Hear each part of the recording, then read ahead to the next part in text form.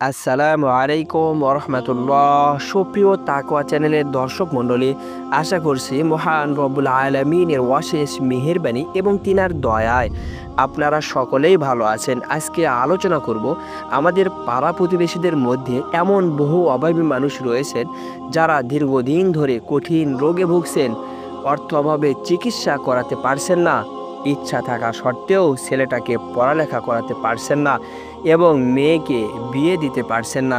এমন অভাবী মানুষের অভাব নেই। সেই অভাবী মানুষের অভাব দূর করার জন্য কোরআন হাদিসে বহু আমলের কথা উল্লেখ রয়েছে। এ সম্পর্কে বিস্তারিতভাবে আলোচনা করব ইনশাআল্লাহ। তবে আপনারা যদি নিয়ম মেনে যথাযথভাবে আমল করতে পারেন, তাহলে আপনার সংসারের সকল ধরনের অভাব অনটন দূর হয়ে যাবে ইনশাআল্লাহ। যারা দীর্ঘদিন ধরে কঠিন রোগে ভুগছেন, অর্থ অভাবে চিকিৎসা করাতে পারছেন না, তাদের চিকিৎসার ব্যবস্থা হয়ে যাবে। ইচ্ছে থাকা সত্ত্বেও ছেলেটাকে পড়ালেখা করাতে পারছেন না, আপনার সন্তানের লেখাপড়ার ব্যবস্থা হয়ে যাবে। এবং মেয়েকে বিয়ে দিতে পারছেন না, আপনার মেয়ের বিয়ের ব্যবস্থা হয়ে যাবে ইনশাআল্লাহ। এবং আল্লাহ তাআলা আপনাকে সারা জীবনের জন্য এমন ধনী বানাইয়া দিবেন, আপনি কল্পনাও করতে পারবেন না। সুবহানাল্লাহ। মহান আল্লাহ তাআলা যেমন মানুষ সৃষ্টি করেছেন, তেমনই তাদের রিজিকেরও ব্যবস্থা করেছেন। সেই মানুষকে কখনো সচ্ছলতা দিয়ে তিনি পরীক্ষা করেন, আবার কখনো অভাব অনটন দিয়ে। সর্ব অবস্থায় মহান আল্লাহর কৃতজ্ঞতা আদায় করতে হবে, তার কাছেই অভাব অনটন থেকে মুক্তি চাইতে হবে। আর এজন্য পবিত্র কোরআনে দোয়াও রয়েছে। সুবহানাল্লাহ। মহান আল্লাহ পবিত্র কোরআনে বলেন, যখন তোমাদের প্রতিপালক ঘোষণা করেছিলেন তোমরা কৃতজ্ঞতা হলে তোমাদেরকে অবশ্যই অধিক দান করব, আর অকৃতজ্ঞ হলে অবশ্যই আমার শাস্তি হবে কঠোর। সূরা ইব্রাহিম আয়াত নাম্বার 7। হযরত আবু হুরায়রা রাদিয়াল্লাহু তাআলা আনহু থেকে বর্ণিত, আল্লাহ তাআলা বলেন, হে আদম সন্তান, আমার ইবাদতের জন্য তুমি ঝামেলা মুক্ত হও। আমি তোমার অন্তরকে প্রাচুর্য দিয়ে ভরে দিব এবং তোমার অভাব ঘুচিয়ে দিব। আর যদি তা না করো, তবে তোমার হাত ব্যস্ততায় ভরে দেব এবং তোমার অভাব দূর করব না। তিরমিজি শরীফ।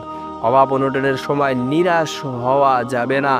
মহান আল্লাহর উপর ভরসা রেখে চেষ্টা ও দোয়া করতে হবে। হযরত আবু হুরায়রা রাদিয়াল্লাহু তাআলা আনহু থেকে বর্ণিত, নবীজি সাল্লাল্লাহু আলাইহি ওয়াসাল্লাম বলেন, যে ব্যক্তি বেশি বেশি এই দোয়াটি পাঠ করবে তার অভাব অনটন দূর হয়ে যাবে ইনশাআল্লাহ। দোয়াটি হলো, আল্লাহুম্মা ইন্নী আউযু বিকা মিনাল ফাকরি ওয়াল কিল্লাতি ওয়াজ জিল্লাতি ওয়া আউযু বিকা মিন আন আজলিমা আও উজলিমা। সহিহ বুখারী হাদিস নাম্বার 1544। অর্থ, হে আল্লাহ, আমি আপনার কাছে আশ্রয় চাই দারিদ্রতা থেকে এবং আপনার কম দয়া থেকে ও অসম্মান থেকে, এবং আমি আপনার কাছে আরও আশ্রয় চাচ্ছি কাউকে জুলুম করা থেকে অথবা কারু দ্বারা অত্যাচারিত হওয়া থেকে। সুবহানাল্লাহ। এই দোয়াটি দিনে অথবা রাতের যে কোনো সময় পড়তে পারেন, তবে রাত্রে নির্জনে এই দোয়াটি পড়ার আগে 11 বার আস্তাগফিরুল্লাহ পাঠ করবেন, তারপর 3 বার দরুদ শরীফ পাঠ করবেন, তারপর উল্লেখিত দোয়াটি পাঠ করবেন, আল্লাহুম্মা ইন্নী আউযু বিকা মিনাল ফাকরি ওয়াল কিল্লাতি ওয়াজ জিল্লাতি ওয়া আউযু বিকা মিন আন আজলিমা আও উজলিমা। তারপর আবার 3 বার দরুদ শরীফ পাঠ করবেন। এরপর 2 হাত তুলে আল্লাহর কাছে মনের যত চাওয়া পাওয়া আছে, যত আশা আকাঙ্ক্ষা আছে, সব কিছুই তুলে ধরবেন। আপনার অভাব অনটনের কথা কান্না করে তুলে ধরবেন ইনশাআল্লাহ।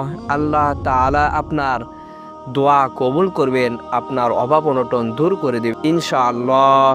এছাড়া যেসব কাজ অভাব থেকে মুক্ত করে, আল্লাহভীত ও সর্ব অবস্থায় আল্লাহর উপর ভরসা রাখা, পরিবার আত্মীয়তার সম্পর্ক অটুট রাখা, নিজের ভুলের জন্য আল্লাহর কাছে ক্ষমা চাওয়া, বেশি বেশি ইস্তেগফার পড়া, এতিম মিসকিনদের সঙ্গে সুন্দর আচরণ করা, আল্লাহর রাস্তায় ব্যয় করা, নামাজের জন্য দুনিয়ার সব ব্যস্ততাকে দূরে রাখা, আল্লাহর রাস্তায় বের হওয়া, তাড়াতাড়ি বিয়ে করা, আল্লাহ তাআলার কাছে অভাব মুক্তির জন্য দোয়া করা।